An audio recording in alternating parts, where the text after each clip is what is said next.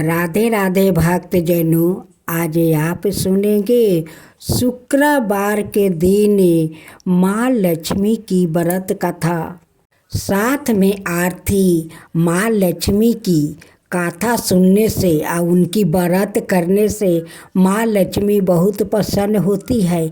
उनकी घर में कभी कुछ के कमी नहीं होने देती है, क्योंकि माँ लक्ष्मी का कृपा उस भक्त पर और उनकी घर पर बनी रहती है। इसलिए माँ लक्ष्मी उनकी घर का कोई दुख तकलीफ नहीं होने देती है। उनकी सारे दुख हर लेती है और उनके घर में सारे धन संपत्ति भर देती है। माँ लक्ष्मी तो बहुत दयालु है। वो सभी भक्त पर बहुत कृपा करती है। अपनी भक्त को दुख तकलीफ समझती है, उसलिए अपना भक्त को कभी कुछ के कमी नहीं होने देती है। तो भक्त जनों एक साथ बोले, माँ लक्ष्मी की जय हो, माँ लक्ष्मी की जय हो। कृष्णा राधे राधे। मेरे प्यारे भक्त जनों, आज आप सुनेंगे शुक्रवार की वैभव लक्ष्मी व्रत कथा। कथा के अनुसार एक समय की बात है। किसी शहर में कई लोग रहते थे। सभी अपने कामों में व्यस्त रहते थे। किसी को किसी से कोई मतलब नहीं था। भजन कीर्तन भक्ति भाव दया माया परोपकार जैसे संसारों का अभाव हो चुका था। शहर में बुराइयां बढ़ गई थी। शराब जुआ रस अत्याचार चोरी डकैती आदि बहुत से गुनाह शहर में होने लगा था। बावजूद इसके उस शहर में कुछ अच्छे लोग भी रहते थे। इनमें शीला नाम की स्त्री जो धर्मी की प्रकृति और संतोष स्वभाव वाली थी। उनका पति भी विवेकी और सुशील था। शीला और उसका पति कभी किसी की बुराई नहीं करते थे और भगवान का भजन करने में अच्छी तरह समय व्यतीत कर रहे थे। शहर के लोग उनकी गृहस्थी की सराहना करते थे। देखते ही देखते समय बदल गया। शीला का पति की अच्छी संगति बुरी में बदल गई। अब वो जल्द से जल्द करोड़पति बनने का ख्वाब देखने लगा। इसलिए वो गलत रास्ते पर चल पड़ा और फलस्वरूप उसकी हालत भिखारी जैसी हो गई। शराब जुए रस शराब गांजा आदि बुरी आदतों में शीला का पति भी फंस गया। दोस्तों के साथ उसे भी शराब की आदत लग गई। इस प्रकार उसने अपना सब कुछ जुए में गंवा दिया। शीला इस बात से बेहद चिंतित रहने लगी, लेकिन उसे भगवान पर भरोसा था। वो अपना अधिकांश समय प्रभु भक्ति में बिताने लगी। अचानक एक दिन दोपहर को उनके द्वार पर किसी ने दस्तक दी। शीला ने द्वार खोला तो देखा कि एक माँ जी खड़ी थी। उसके चेहरे पर अलौकिक तेज दिखाई दे रहा था। उनकी आँखों में से मानो अमृत बह रहा था। उसका बेभाव चेहरा करुणा और प्यार से झलक रहा था। उसको देखते ही शीला के मन में शांति महसूस हुई और उसके रोम रोम आनंदमयी हो उठा। शीला उस माँ जी को आदर के साथ घर ले आई। घर में बैठने के लिए कुछ भी नहीं था। अतः शीला ने एक फटी हुई चादर पर उसको बैठाया। माँ जी बोली, क्यों शीला, मुझे पहचाना नहीं? हर शुक्रवार को लक्ष्मी जी की मंदिर में भजन कीर्तन के समय मैं भी वहाँ आती हूँ। इसके बावजूद शीला कुछ समझ नहीं पा रही थी। फिर माँ जी बोली, तुम बहुत दिनों से मंदिर नहीं आई, इसलिए मैं तुम्हें देखने चली आई। माँ जी के प्रेम भरे शब्दों से शीला का हृदय पिघल गया। उसकी आंखों में आंसू आ गया और वो बिलख बिलख कर रोने लगी। माँ जी ने कहा, बेटी, सुख और दुख तो धूप और जैसे होते हैं। धैर्य रखो बेटी, मुझे तेरी सारी परेशानी पता है। माँ जी के व्यवहार से शीला को काफ़ी सबल मिला और सुख की आशा में उनसे माँ जी को अपनी सारी कहानी कह सुनाई।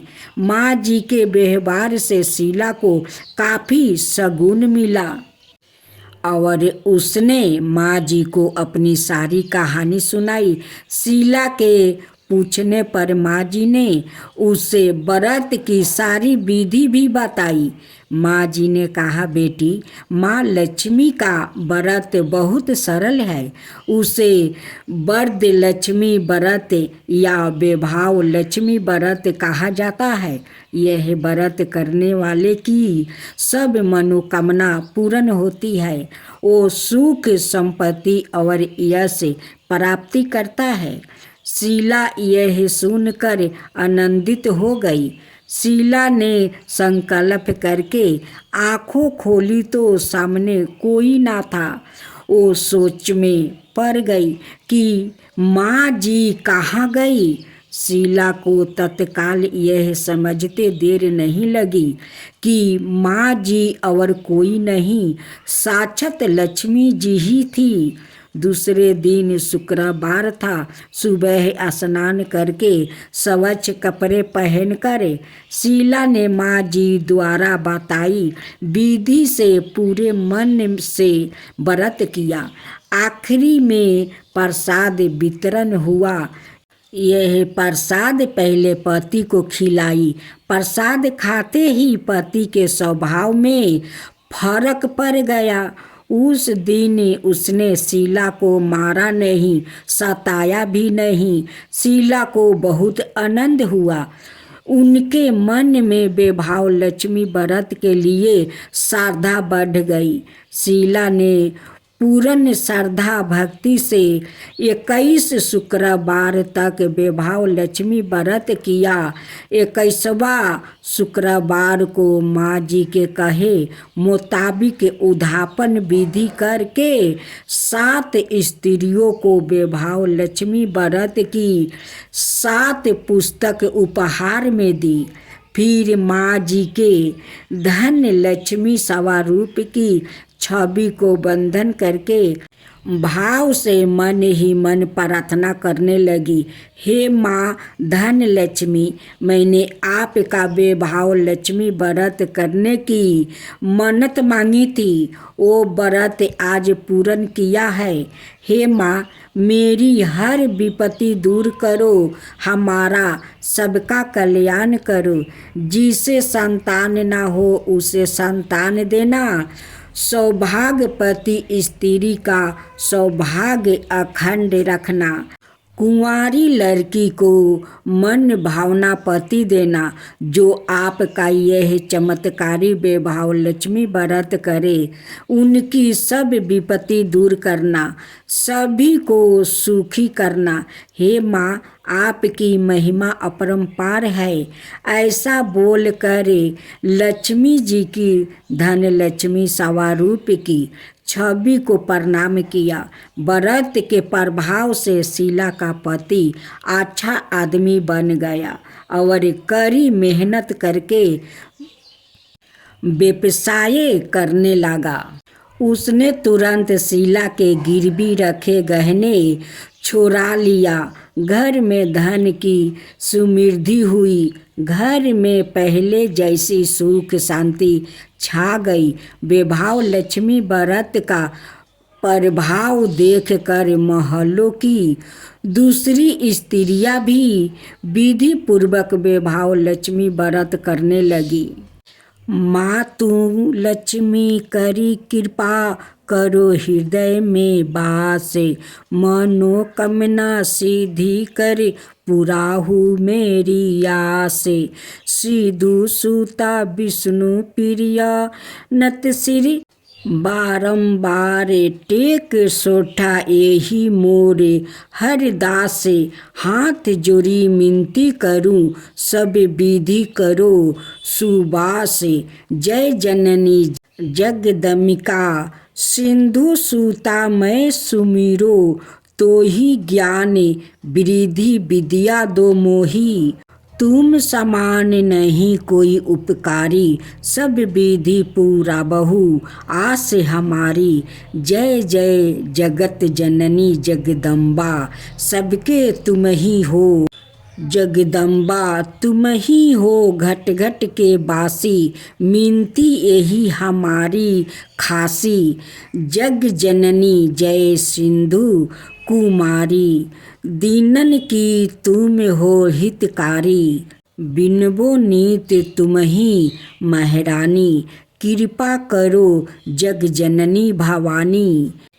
के ही विधि स्तुति करो तिहारी, सुधि लीजो अपराध विसारी। कृपा दृष्टि चितबो मम ओरी जगत जननी, मिनती सुनो मोरी। ज्ञान बुद्धि जय सुख की दाता, संकट हरो हमारी माता। क्षीरी सिंधु जब विष्णु माथाओ, 14 रतन सिंधु में पायो। 14 रतन में तुम्हें सुख राशि, सेवा कियो हमारी माता। अब आप सुनेंगे माँ तुलसी की कथा। पौराणिक कथाओं के आधार पर तुलसी कौन है और उन्हें पूजना क्यों जरूरी है, जानने के लिए इस कहानी को जानना होगा। माँ तुलसी का नाम बिंदा था। बिंदा का जन्म राक्षस कुल में हुआ था। राक्षस कुल में जन्म लेने के बावजूद भी बिंदा भगवान श्री विष्णु जी की परम भक्त थी और सदाए बड़े मन से उनकी पूजा अर्चना करती थी। बिंदा जब विवाह लायक हुई तो उनकी शादी राक्षस कुल के दानव राज जलंधर से कर दी गई। यह कहा जाता है कि जलंधर ने समुंदर से जन्म लिया था। विवाह के बाद बिंदा बड़ी ही पतिव्रता से अपने पति की सेवा किया करती थी। जब देवताओं और दानवों में युद्ध छिड़ा, युद्ध पर जाते हुए बिंदा ने अपने पति जलंधर से कहा कि स्वामी, आप तो युद्ध पर जा रहे हैं, लेकिन जब तक आप जीत हासिल करे वापस नहीं आ जाते, तब तक मैं आपके लिए पूजा करती रहूंगी और अपना संकल्प नहीं छोड़ूंगी। जलंधर तो युद्ध में चले गए और बिंदा व्रत का संकल्प लेकर पूजा में बैठ गई। बिंदा के व्रत का प्रभाव इतना था कि देवता जलंधर से जीतने में नाकाम हो रहे थे। जब देवता हारने लगा तो सभी ने भगवान विष्णु से प्रार्थना की कि किसी भी तरह वो देवताओं को युद्ध जीतने में मदद करे। भगवान विष्णु बड़े ही असमंजस स्थिति में थे। वो सोच रहे थे कि बिंदा को कैसे रोका जाए, जबकि वो उनकी परम भक्त थी। बड़े ही सोचने के बाद श्री विष्णु जी ने बिंदा के साथ छल करने का निर्णय ही ले लिया। व्रत पूजा को तोड़ने के लिए उन्होंने बिंदा के पति जलंधर का रूप धारण किया और बिंदा के महल में जा पहुँचे। बिंदा ने जैसे ही अपने पति जलंधर को देखा तो उनके चरणों छूने के उद्देश्य से पूजा से उठ पड़ी, जिससे बिंदा का संकल्प टूट गया। बिंदा का व्रत संकल्प टूटते ही देवताओं ने दानव जलंधर का सिर धड़ से अलग करके उसे मार दिया गया। भगवान विष्णु के छल का पाता जब बिंदा को गाता हुआ तो पहले तो वो जलंधर का काटा हुआ सिर लेकर खूब रोई और सती होने के पहले विष्णु जी को पत्थर बन जाने का श्राप दिया। विष्णु जी पत्थर बन भी गया, लेकिन इस बात से सभी देवता देवियों और लक्ष्मी जी खूब रोने लगी। सभी ने मिलकर बिंदा से खूब मिनती की कि वो विष्णु जी को श्राप से मुक्ति कर दे। आखिरकार बिंदा मानी गई। भगवान विष्णु फिर से अपना अवतार में आए। विष्णु जी ने देखा कि बिंदा जिस जगह सती हुई उस जगह एक पौधा खिला हुआ है। बिंदा से किए गए छल का प्रायश्चित करते हुए विष्णु जी ने खिले हुए पौधों को तुलसी का नाम दिया और यह ऐलान किया कि आज से इनका नाम तुलसी है और मेरा एक रूप इस पत्थर के रूप में रहेगा, जिसे शालिग्राम के नाम से तुलसी जी के साथ ही पूजा जाएगा और तुलसी जी की पूजा के बगैर मैं कोई भी भोग स्वीकार नहीं करूँगा। तब से तुलसी जी की पूजा सभी करने लगे। तुलसी जी के साथ शालिग्राम जी का विवाह किया जाता है। एकादशी के दिन इसे तुलसी विवाह पर्व के रूप में मनाया जाता है। तुलसी बड़ी पवित्र और बड़े काम की चीज है। चरण मृत के साथ तुलसी को मिलाकर प्रसाद के रूप में ग्रहण किया जाता है। हिंदू धर्म में सभी अपने दरवाजे यह आंगन में तुलसी का पौधा लगाते हैं। शरीर के कई विरोगों के लिए भी यह फायदेमंद है।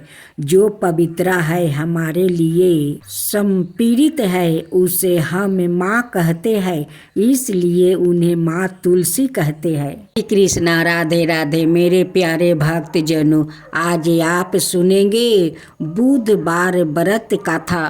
पूजा विधि आरती। हिंदू धर्म में बुधवार का दिन भगवान गणेश को समर्पित किया गया है। ऐसी मान्यता है जो व्याकृत इस दिन सच्चे मन से विघ्नहर्ता गणपति जी की उपासना और उपवास करता है, उसके जीवन में सभी कष्ट दूर हो जाता है। इस व्रत के प्रभाव से व्याकृत जीवन में सुख शांति आती है। इस व्रत को 7 बार के रोज में करना फलदायी माना जाता है। इतना ही नहीं, बुधवार व्रत करने से बुध ग्रह भी मजबूत होता है।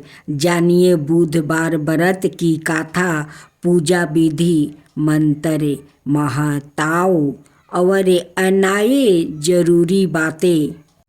एक समय की बात है, समातापुर नगर में मधुसूदन नाम का एक व्याकृत रहता था। उसका विवाह पास के ही नगर बलरामपुर की रहने वाली संगीता से संपन्न हुआ था। वो दिखने में सुंदर और सुशील थी। एक दिन मधुसूदन ने अपनी पत्नी को लाने के लिए ससुराल पहुंचा। वो उसी दिन अपनी पत्नी को विदा कराने की जिद पर आरा रहा, लेकिन उस दिन बुधवार था।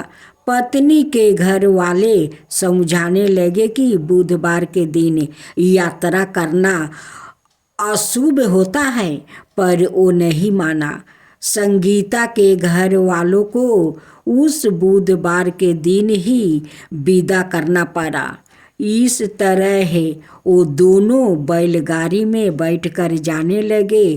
कुछ दूरी तय करने के बाद रास्ते में बैलगाड़ी का एक पहिया टूट गया। फिर दोनों गाड़ी से उतर कर पैदल यात्रा करने लगा। इसी बीच संगीता को प्यास लगी। तभी मधुसूदन पानी लेने गया। जब वो पानी लेकर लौटा तो हैरान रह गया। उसने देखा कि उसकी पत्नी के साथ उसका कोई हम शकल बैठा है। पास जाकर उसने हम शकल से पूछा कि कौन हो। इस पर उस आदमी ने कहा कि उसका नाम मधुसूदन है और वो संगीता का पति है। इस पर मधुसूदन भड़क गया और बोला कि यह झूठा है। असली मधुसूदन तो मैं हूँ। मैं संगीता के लिए पानी लेने गया था। इस पर हम शकल ने कहा कि वो तो पानी लाकर संगीता को पिला भी दिया। अब इनमें संगीता के असली पति होने को लेकर झगड़ा होने लगा। तभी उस नगर के राजा का एक सिपाही वहाँ पहुँचा। उसने संगीता से पूछा कि उसके असली पति के बारे में सवाल किया। तब वो खुद दुविधा में थी। इस पर संगीता ने कोई जवाब नहीं दिया। फिर सिपाहियों ने उनको राजा के दरबार में पेश किया। पूरी कहानी सुनने के बाद दोनों को राजा ने जेल में डालने का आदेश दिया। घबराया हुआ मधुसूदन इसके बाद बुधदेव को याद कर उनसे क्षमा मांगने लगा। इसके बाद वहाँ आकाशवाणी हुई कि मधुसूदन, तुमने अरियल बर्ताव से भगवान बुधदेव काफ़ी नाराज है। उन्होंने ही ऐसी दुविधा पैदा की है। तब मधुसूदन ने नरम आवाज में कहा कि हे महाराज, उससे बड़ी गलती हो गई है। वो आज के बाद से कभी भी बुधवार को यात्रा नहीं करेगा और हमेशा बुधवार के दिन व्रत भी रखेगा। क्षमा मांगने पर बुधदेव का क्रोध शांत हो गया। भगवान ने फिर मधुसूदन को क्षमा कर दिया। राजा के दरबार में मौजूद उसका हम शकल भी गायब हो गया। बुधदेव की कृपा से राजा ने फिर मधुसूदन और संगीता को विदा कर दिया। राजमहल से जैसे ही वो आगे बढ़े तो रास्ते में बैलगाड़ी भी सही सलामत मिल गया। दोनों एक साथ खुशी खुशी अपने नगर लौट आए। इसके बाद से वो हर बुधवार का व्रत रखने लगा। उनका जीवन सरल और सुखमय हो गया। उनके काम काज में भी उन्नति होने लगी। बुधवार के दिन सुबह जल्दी उठकर सबसे पहले अपने घर की सफाई करे, फिर स्नान करके हरे रंग के कपड़े पहने। इसके बाद भगवान गणेश की पूजा करे। भगवान गणेश को धूप दीप कपूर चंदन और फूल अर्पित करे। भगवान गणेश को दूबा घास अवश्य चढ़ाए। भगवान गणेश के मंत्रों का जप करे। गणेश जी की आरती उतारे। बुधवार व्रत कथा पढ़ना बिल्कुल भी ना भूले। अंत में गणेश भगवान को लड्डुओं का भोग लगा। अब आप सुने महालक्ष्मी व्रत का था। माँ लक्ष्मी की जय हो, माँ लक्ष्मी की जय हो। प्राचीन समय में एक गांव में एक गरीब ब्राह्मण रहता था। वो भगवान विष्णु का भक्त था। वो नियमित रूप से श्री विष्णु की पूजा करता था। एक बार श्री हरि ने उस ब्राह्मण की पूजा से प्रसन्न होकर उससे वर मांगने को कहा। तब ब्राह्मण ने इच्छा जाहिर की कि लक्ष्मी जी का निवास उसके घर में हो। यह सुनकर विष्णु जी ने लक्ष्मी जी की प्राप्ति का मार्ग ब्राह्मण को बताया। विष्णु जी ने कहा कि मंदिर के सामने एक स्त्री आती है जो यहाँ आकर उपले थापती है। उसे अपने घर आने का निमंत्रित दो। वो धन की देवी है। जब लक्ष्मी जी तुम्हारे घर आएगी तो तुम्हारा घर धन धनाय से भर जाएगा। इतना कहकर विष्णु जी ध्यान मगन हो गए। अगले दिन सुबह 4 बजे से ही मंदिर के सामने ब्राह्मण आकर बैठ गया। कुछ ही देर में लक्ष्मी जी उपले थापने वही आई। ब्राह्मण ने उनसे उसके घर आने का निवेदन किया। वो सुन लक्ष्मी जी समझ गई कि यह सब विष्णु जी ने ही उससे करने के लिए कहा है। तब उन्होंने ब्राह्मण से कहा कि तुम महालक्ष्मी व्रत करो। यह व्रत 16 दिन तक व्रत करने और 16वां दिन रात को चंद्रमा को अर्घ देने के बाद ही तुम्हारा मनोरथ पूरा होगा। इसके बाद लक्ष्मी जी की पूजा कर ब्राह्मण ने देवी को उत्तर दिशा की और मुख करके पुकारा। उसकी तपस्या से प्रसन्न होकर माल अपना वचन पूरा किया। तब से ही यह व्रत। अब सुने धरती माता की कहानी। धरती माता एक ब्राह्मणी थी। वो बहुत धार्मिक महिला थी। सभी ग्रामवासी उसका बहुत सम्मान करते थे। कोई भी उसकी शरण में आता वो सबकी मदद किया करती थी। मन ही मन भगवान का स्मरण किया करती थी। भगवान की सेवा पूजा और ज़रूरतमंदों की सेवा ही उसका परम धर्म था। एक दिन ब्राह्मणी मकर भगवान के घर गई। वहाँ जाकर बोली, मुझे वैकुंठ का रास्ता बता दो। स्वर्ग से एक दूत आया और बोला, ब्राह्मणी आपको क्या चाहिए? वो बोली, मुझे वैकुंठ का रास्ता बता दो। आगे आगे दूत और पीछे ब्राह्मणी मंदिर तक गई। ब्राह्मणी बहुत धार्मिक महिलाएं थी। उसने बहुत दान पुण्य कर रखा था। उसे विश्वास था कि उसके लिए वैकुंठ का रास्ता अवश्य खुल जाएगा। ब्राह्मणी ने वहाँ जाकर देखा। वहाँ 12 सा मंदिर, सोने का सिंहासन, हीरे मोती से जड़ित छतरी थी। चित्रगुप्त जी अनाये सभा में बैठे साक्षात इंद्र के समान शोभा पा रहे थे और अनाये नीति से अपना राज्य संभाल रहे थे। यमराज जी सबको कर्मों अनुसार दंड दे रहे थे। ब्राह्मणी ने जाकर प्रणाम किया और बोली, मुझे वैकुंठ जाना है। चित्रगुप्त ने लेखा सुनाया और कहा कि ब्राह्मणी तुमने सब धर्म किया परंतु धरती माता की कहानी नहीं सुनी, इसलिए तुम्हारे सिर पर धरती माता का कर्ज है। वैकुंठ में कैसे जाओगी? ब्राह्मणी बोली, धरती माता की कहानी के क्या नियम है? चित्रगुप्त जी ने बोले, कोई 1 साल का 6 महीने, कोई 7 दिन ही सुने, पर धरती माता की कहानी अवश्य सुने, फिर उसका उद्यापन कर दे।